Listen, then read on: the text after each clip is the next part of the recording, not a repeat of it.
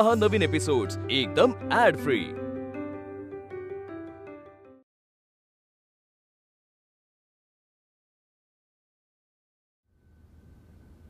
Your right दादा, ही वेळच येणार नाही. तुम्ही फक्त मला सांगा कधी जायचंय, मी आत्ताच प्लॅनिंग करायला घेतो. अरे कधी म्हणून काय विचारतोस? आज, आत्ता. आत्ता?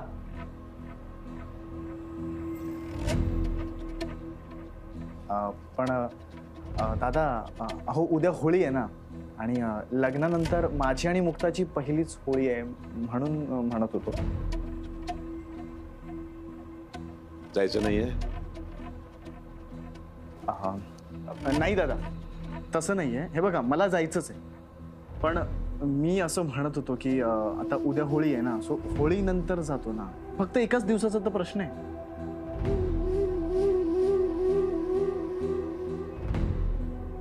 माझे वडील म्हणजे तुझे आजोबा,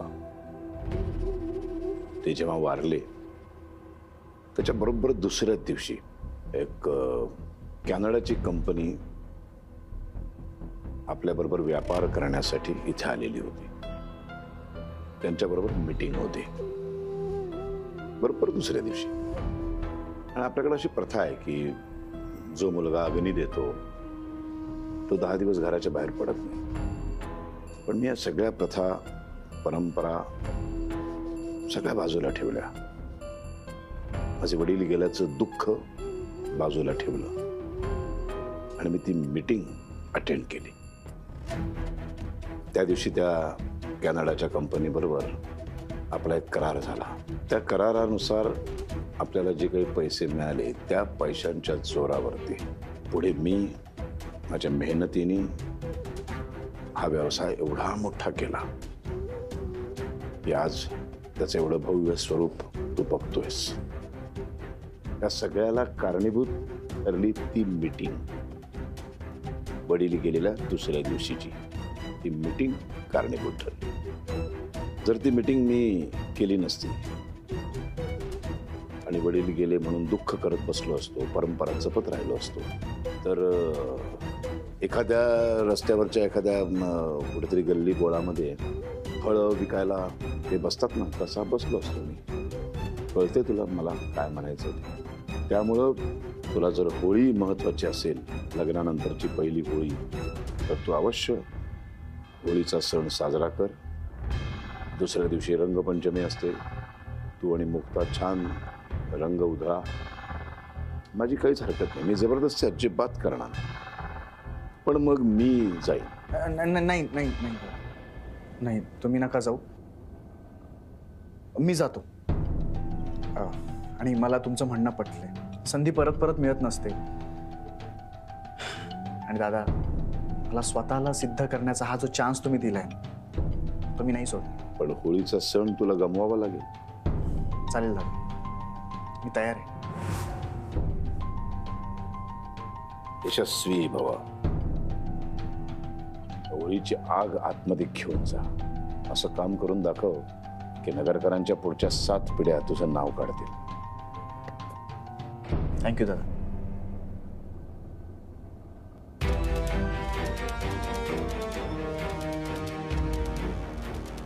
रेणुका, आत्ता हवी होतीस ग तू. मी सारंगला कसं तयार केलंय हे पाहायला हवं होतंस तू. असंच हळूहळू थोडं थोडं करून दोघांना एकमेकांपासून लांब करणार आहे. या खेळामध्ये आता मजा येणार.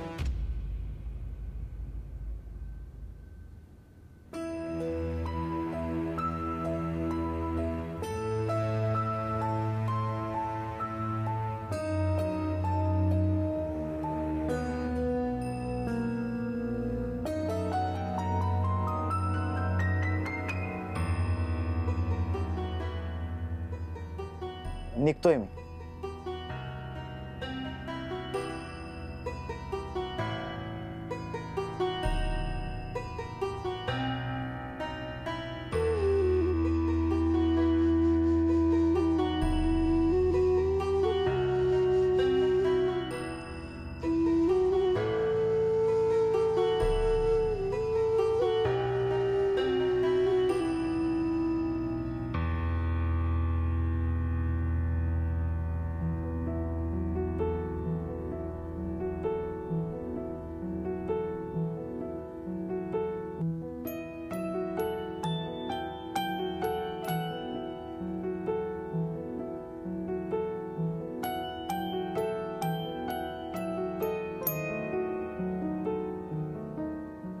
मुक्ता, मला माहिती आहे लग्नानंतरची आपली पहिलीच होळी आहे आणि मी जातोय. पण मुक्ता, अगं मी दादांना आणि स्वतःला नाही म्हणू शकलो नाही.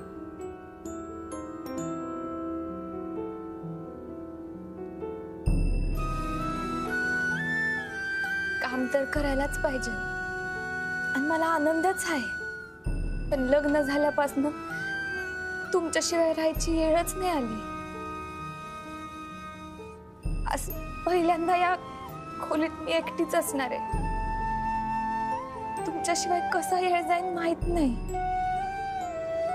काही आठवणी. मला पण तुझी खूप आठवण येईल. मी खूप मिस करेन तुला मुक्ता. आज खरं संसाराला सुरुवात झाली. मी वाट पाहिन. सारंगला अगदी आजच पाठवायला हवंय का? नाही, लग्नानंतर दोघांची पहिलीच होळी आहे म्हणून म्हटलं. जशी त्याची पहिली होळी आहे तसा व्यवसायाचा पहिला दिवसही आहे, हे मात्र विसरतेस. नाही, तसं नाही, पण मुक्ताच्या भावनांचा पण विचार करायला हवा ना आपल्याला.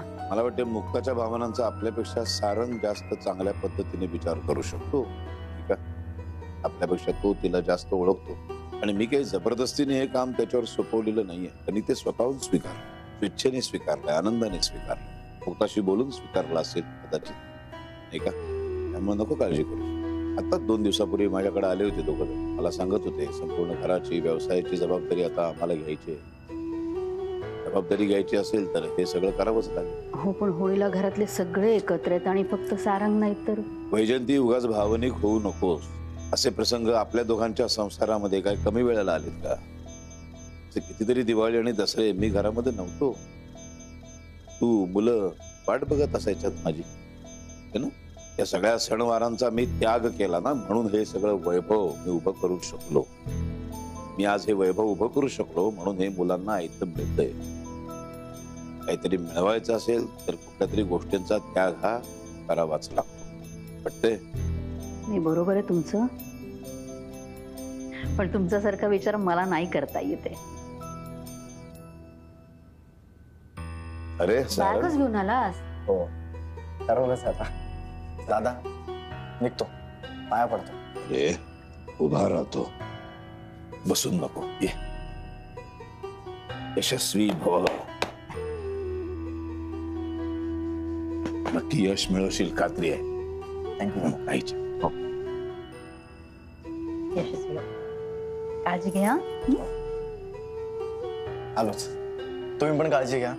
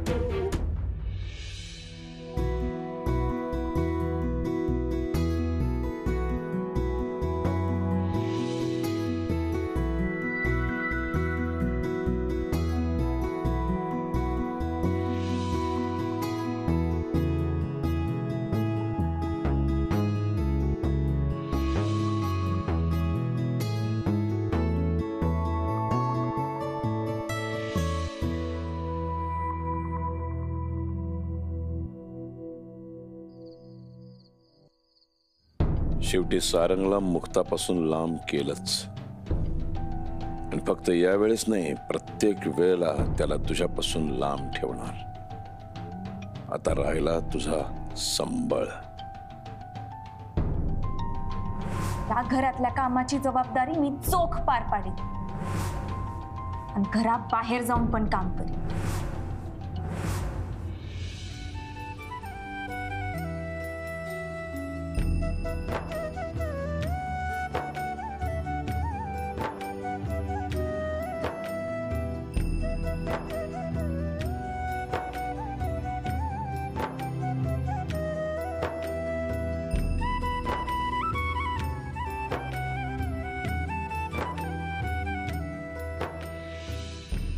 जाहोंकडून तुला ही भेट.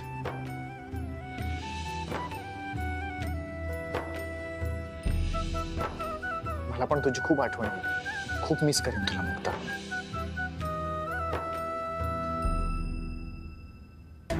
तुला संबळ शिवाय दुसरं काही वाजवता येत नाही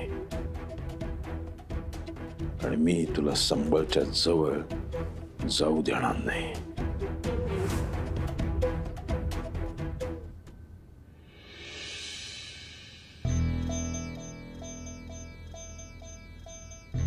आई, आज माझ्यासाठी लय महत्वाचा दिवस आहे. मी काम शोधायला घराबाहेर पडणार आहे. खरं तर हे अवघड असणार आहे, पण तू साथ आणि माझी धडपड असेल ना तर मला खात्री आहे नक्कीच काहीतरी चांगलं घडेल.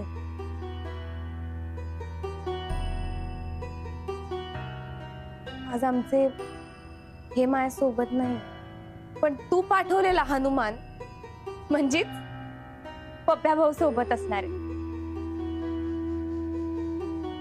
पण आई, आज मला फक्त तू आशीर्वाद नको. आज तू माझ्या सोबत राहा.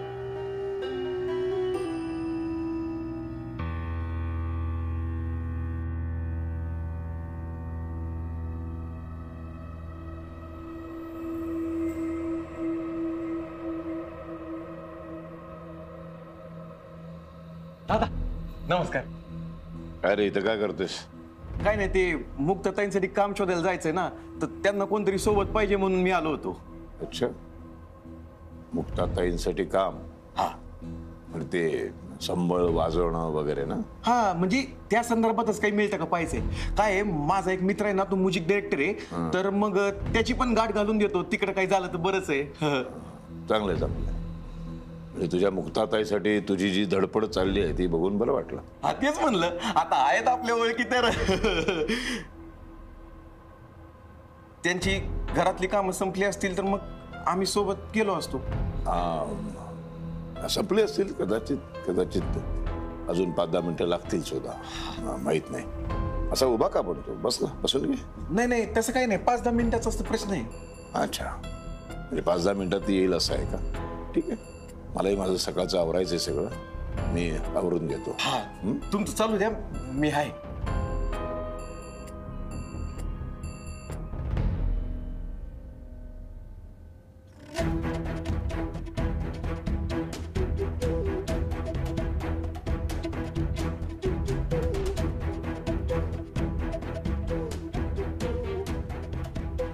हा अंबिका, मी बोलतोय.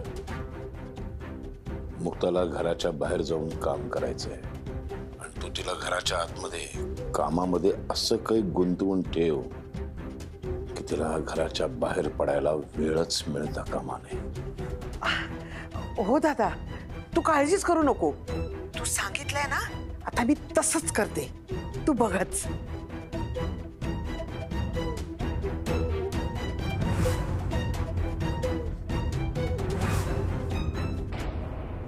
पप्प्या भाऊ, अहो लय येळ वाट पाहायला लागली ना.